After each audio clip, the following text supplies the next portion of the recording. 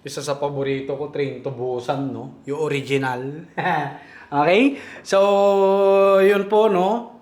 Sa mga magtatanong kung meron tayong bentang quail eggs, pang konsumo, panlaga, pang kwek-kwek, meron po, no? Sa totoo lang po, meron po. Okay? So, itong mga wala sa hugis, yan po, no? May bumili kanina 50 pieces si ate, no? So, pwedeng-pwede naman po tayo mag-offer, no? At hindi lang naman yan exclusive, no? So, ito po ang pambenta natin as fertile. Yan, mga good sizes po lahat to, no? Saktong-saktong pang-incubate. Kung wala pong kukuha niyan, no? Hihintayin ko na lang po yung collection ko mamaya, pipilian ko, tapos ilalagay ko na rin po sa incubator, no? Para at least, okay po tayo, no? So, gawa muna tayo ng content, di ba? Bago tayo umidlip. Ayan, no? So, to, nabawasan na natin yun kasi pinagpatong-patong ko no? So, binawasan ko para at least maiikot-ikot ko na ganun. Wala na po yung mga roller niyan. Ayan na, oh. Yan. Para marami tayong mailagay, no? Tapos yung iba, ayan, nandito na po. So, mamaya pupunuin na natin yan. Punuin na po natin yan. Right? Kailan po natin yung collection natin mamaya para at least, madagdagan yung ilalagay po natin, no? Kumbaga parang 5th batch na po yun, no? So, ayan yung mga pugo natin, no? Naka-vitamin pro po sila.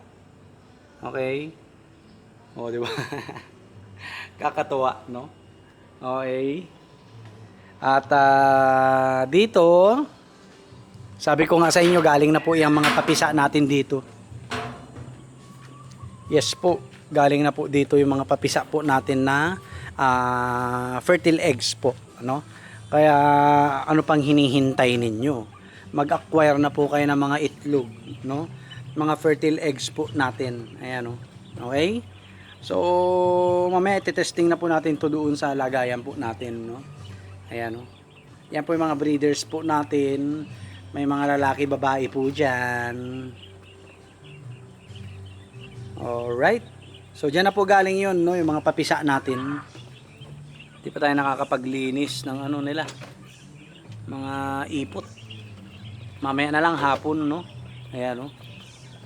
So, yun nga, no? Kapag wala kayong budget. Tight ang budget nyo pero gusto nyo mag-start ng quail farming, walang problema, no? Dahil meron tayong mga bentang fertile eggs, no?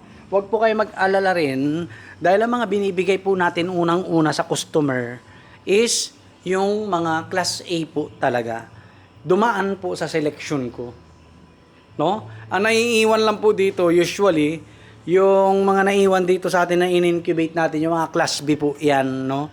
Na hindi natin sinama ibenta, no? So ang dami na pong kumuha sa atin ng mga fertile eggs. Ayan, no? Marami na po. Kaya kung gusto yung isa po nakapagpapisa na, no? Kasi nauna na ilang araw yung first batch ko yung mga sisiw dyan na mga quail chicks Tapos 2 days, 3 days yata kumuha siya. Kaya ngayon nakapapisa na rin po siya, no? Nakapapisa na. Yung isa na lang po sa taga nagbunga ang update natin kung kumusta yung mga fertile eggs po natin. At plan pa rin po niyang kumuha ng maramihan, no? At pa-follow up natin si Boss Mar Maestro. Kasi si Boss Mar Maestro po ang ating gagawin ng official, no? Seller ng ating quail fertile eggs, table eggs, day old chick soon, RTL, RTB soon. Ayan po, no? At siya na po ang ating magiging official seller. Lalo na po magpapasokan na, wala na, no? Hindi na natin